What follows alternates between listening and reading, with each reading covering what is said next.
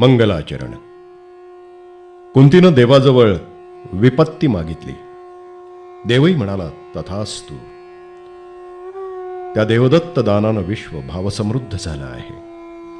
वेदनेचा जय जयकार असो. वेदना उपलब्ध झाली नसती तर मानवानं सुख कसं भोगलं असतं कोण जाणे. ही कुणा एकाची भ्रमणगाथा. हा कुणी एक स्वतःच्या आणि दुसऱ्यांच्या सुखदुःखांचा साक्षी होता. गोपाळ नीलकंठ दांडेकर. कुणा एकाची भ्रमणगाथा. उभे होतो तिथं अचानक वरून पाण्याचा एक प्रवाह कोसळू लागला. फांद्यावरलं पाणी एकत्र होऊन वाहायला लागलं. बाजूला होत म्हणालो, इथं उभं राहून नाही निभायचं, मग बाहेर पडूयात. कुठं? उघड्यावर कुठेही. अरे ऐक, राहील खोड, पलीकडे फांदीखाली उभं राहू. तिथेही अभिषेक होता चुकायचा नाही. पावसाचा सरळ मार परवडला. हे झाडावरचं शिळं पाणी नको. पण मला रातांदळ आहे, अंधारात काहीच दिसत नाही. काळजी करू नकोस, मला दिसतंय अंधुकसं, असं मी त्याला म्हटलो आणि त्याचा हात धरून निघालो. पानावर साकळलेलं पाणी गळत होतं. कुठे कुठे धारही लागली होती. त्याचा अंदाज घेत झाडाच्या आसऱ्याच्या बाहेर पडलो. आता थेंबात सारखेपणा आला. तो म्हणाला, गड्या बसूयात कुठेतरी. कुठं? खाली तर पाण्याचे लोट वाहत आहेत. एखादा धोंडा बघ की चापसून. तू बारा असेल इथं? हो. पावलांनी जागा चापशीत निघालो. एकदम अर्धा पुरुष खाली कोसळल्यावर लक्षात आलं की या बाजूला उतार आहे. आवाज ऐकून तो म्हणाला, काय झालं रे? म्हटलं काही नाही, जराशी घसरलो. लागलं नाही ना? उगाच आपलं किरकोळ. चाचपडत तसाच 10-20 पावलं टाकल्यावर गुडघ्याला एकदम दगडाची ठेवकर बसली. चापसून पाहिलं, 2 धोंडे एकमेकाशी लागून उभे होते. हाक मारली, इकडे ये. मी बोलतोय त्या आवाजाच्या रोखानं तो तिकडे यायला लागला. सांभाळ, उतार आहे, घसारलास का? अरे का बोलत का नाही आहेस? अंदाजानं त्याला गाठून विचारलं. तो म्हणाला, पाय लचकला बहुतेक. अंधारात चाचपडत ते 2 धोंडे गाठले. अंगाशी अंग भिडवून दोघे अगदी चुपचाप त्याच्यावरती बसून होतो. त्या धाराखाली एकमेकांच्या उभेचाच काय तो आधार. तो एकदम म्हणाला, मला हेव भरणारचं दिसतंय. भरू देत. असलं जळावर्तन कधी अनुभवायला मिळणार आहे का? अरे मरू दे तुझं जळावर्तन. गुडघा कोण दुखतोय माझा? होईल उद्याला बरा. मला आशीर्वाद नको आहेत. मग काय हवं आहे? डोक्यावर पांघरून घेण्याजोगं काहीतरी दे. हे थेंबांचे तडाखे चुकवता येतील असं. पटकन जागेवरनं उठलो. ते जाणून तो म्हणाला, काय करतो आहेस? हे घे, नीट पांघरून घे. काय पण? माझं नेसूचं तरटं. त्यानं माझ्या कुशीत तोंड लपवलं. मला जाणवलं की त्याला हुडहुडी भरून ताप भरलेला आहे. तशा त्या परिस्थितीत करण्याजोगं असं काहीच नव्हतं. त्याचं डोकं कुशीत घेतलं, त्यावर माझ्या देहाचं पांघरून घातलं. वर वाजत होत्या पावसाच्या चळका. अंगात उष्णता यावी म्हणून पाठांतर होतं त्या सगळ्याची गरजून आवृत्ती केली, अगदी आठवून. पण निसर्ग एवढ्यावरच संतुष्ट नव्हता. एक नवीन पर्व सुरू व्हायचं होतं. माझ्या पाठांतराच्या सुराशी सूर मिळवून वाऱ्याचा एक झोत अंगावर येऊन आदळला. त्यानंतर दुसरा, तिसरा. माझा साथी माझ्या कुशीत अधिकच गुरफटला. मी त्याला कवेत घट्ट धरून राहिलो. 2-3 तास पाण्याचे तडाखे सुरू होते. बराच वेळ गेला. तेवढ्यात टेकडीवरती काड काड असा आवाज झाला. 2 क्षण काहीच सुचलं नाही. मग मित्र कसा तरी बोलला, हा कसला आवाज रे? मी म्हटलं, झाड पडल्याचं. कोणतं? आपण बसलो होतो ते झाड का रे? हो. केवढी ही देवाची दया. पण देवाची दया किती असीम होते ते पहाटेस भोवतालचं कुरुक्षेत्र पाहिल्यावर कळलं. रात्रभर भूतांचा नाच चालला होता नुसता. वाऱ्यामुळं पाऊस थांबला. ढगाच्या पाठीवर कडाके वाजवीत वारा त्यांना पळवीत होता. मेघांचा समुदाय अक्षरशः धावत होता, लोंबकळत हिंदकळत, अगदी खालून. असं वाटे की आता या ढगांच्या भाराखाली आपण भरडले सुद्धा जाऊ. यावेळेपर्यंत माझा तापलेला मित्र माझ्या आश्रयानं विसावला होता. आता माझ्यावरही 30 पाळी येणार असं वाटू लागलं होतं. तोंड, छाती, पोट, पाठ सगळं अगदी काकडून संज्ञा शून्य झालं होतं. अगदी मित्राच्या अंगाची ऊब असून सुद्धा. हुडहुडी भरून दात वाजू लागले. त्यांच्यावरचा ताबा हरपला.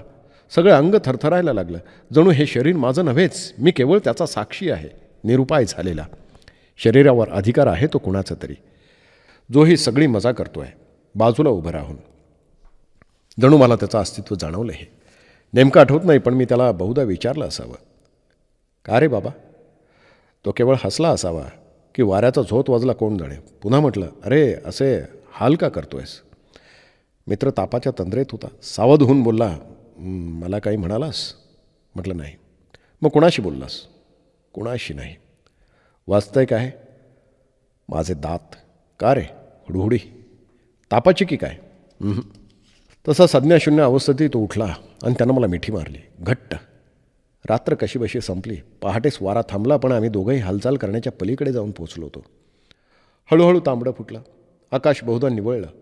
पूर्वेकडे शिल्लक राहिलेल्या मेघांच्या तुटक्या फुटक्या अवशेषातून तांबडा प्रकाश झरू लागला. हळूहळू भवतालचं सगळं स्पष्ट दिसू लागलं. रात्री या दगडांचा आश्रय केला नसता तर आमचं काय झालं असतं कोण जाणे. आजूबाजूला बारकी झुडपं वगळून एकही मोठं झाड उभं नव्हतं. मी नुसतं पाहत होतो. शरीर अजून ताब्यात मिळालं नव्हतं. केवळ दृष्टी सांगत होती की हे असं ते तसं. मित्राचा तापही आता कमी झाला होता. त्याला येणारा घाम मात्र पुरता बाहेर न फुटता उमलतो तोच वाळून जात होता.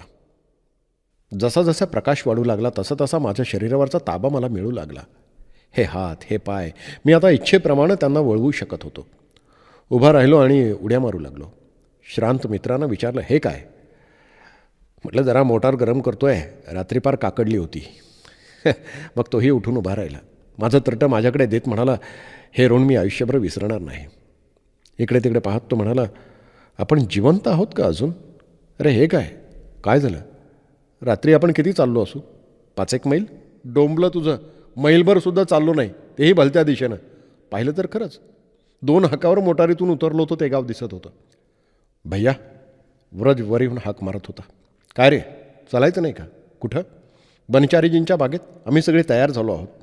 म्हटलं, "चल." पंचाचं धुतलेलं अर्धूक वाळत होतं. त्या अंगाभोवती लपेटलं आणि खाली आलो. बाहेर पडलो तेव्हा रामाधारीजींची छत्री माझ्या हाती देत यशोदा म्हणाली, "भैया, ऊन लागेल, छत्री असू द्या डोक्यावर." छत्री उघडीत म्हणालो, "तू फारच काळजी वाहू लागली आहेस बरं." "असू द्या." "ते झालं, पण मला जड जाईल ना पुढे. परिक्रमेच्या वाटेवर कोण काळजी घेईल माझी?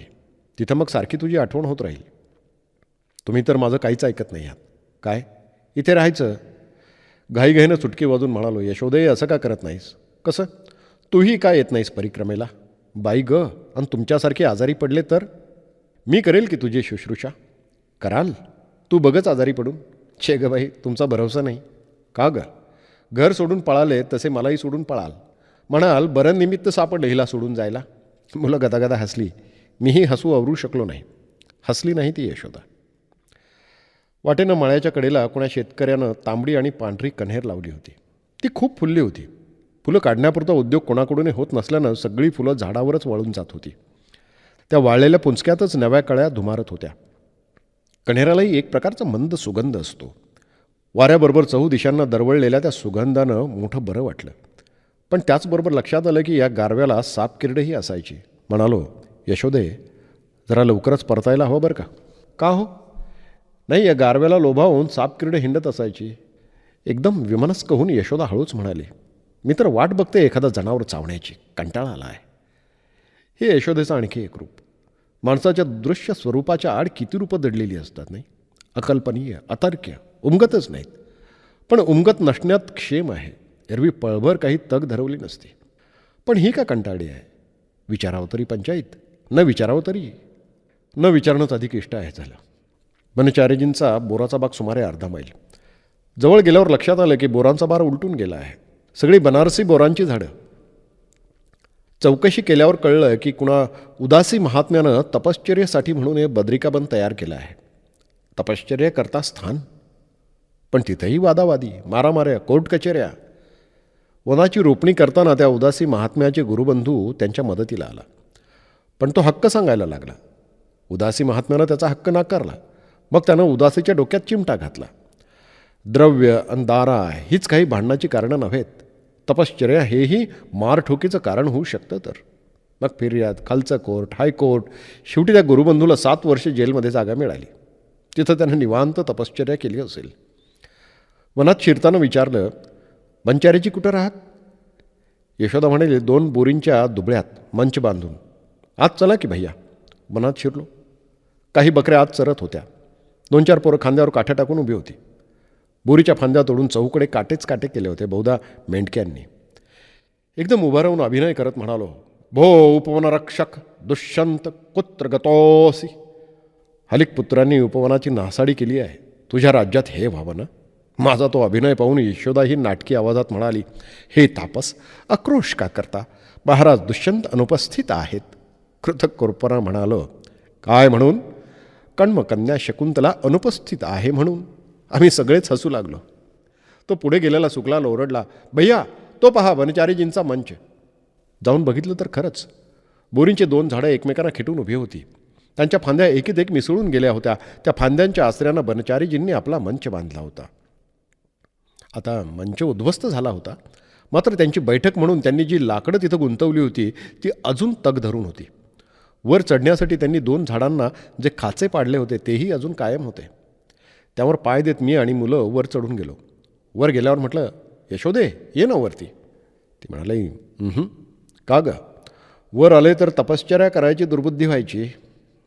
तपश्चर्या ही दुर्बुद्धी नव्हे तर काय, माणूस फुकट जातो.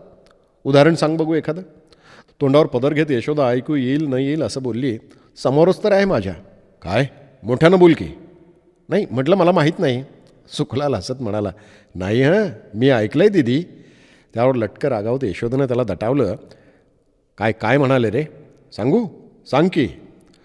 तो बोलेनं हे पाहून त्याच्या पाठीवर हात फिरवते मी म्हणालो, तू सांग रे सुखलाल, भिवू नकोस. दीदी करून करून काय करेल? रागावेल, पाठशाळेतून हकलून देईल. एवढंच, आणखी काही? तू चल माझ्याबरोबर, दोघं मिळून परिक्रमा करू, मग मी शिकवीन तुला.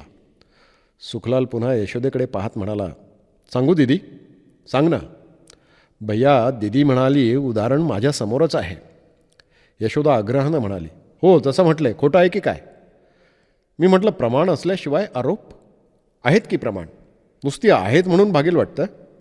जसं हे की इथं मुलांना शिकवित राहायचं, ते सोडून पायपिटी करत भटकणं. बरं दुसरं आपल्या निरुपयोगीपणाची सारखी जाहिरात करणं.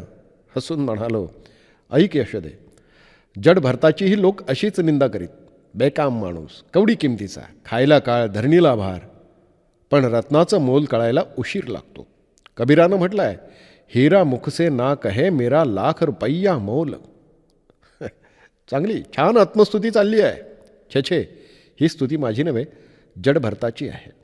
पण भैया ही जडभरत गाथा उभ्या उभ्या कंटाळवाणी होऊ लागली आहे. म्हणून तर आम्ही तुला वर बोलावतो आहे. वनचारीजींच्या आश्रमाचं निरीक्षण संपलं असेल तर इथं पलीकडे एक त्रिवेणी आहे. त्रिवेणी? म्हणजे बेल, पिंपळ आणि उंबर, तिन्ही झाडं एका ठिकाणी. चांगली रम्य जागा आहे. असं होय? छान छान. तिथंच फांदीला टेकून बसू लागलो.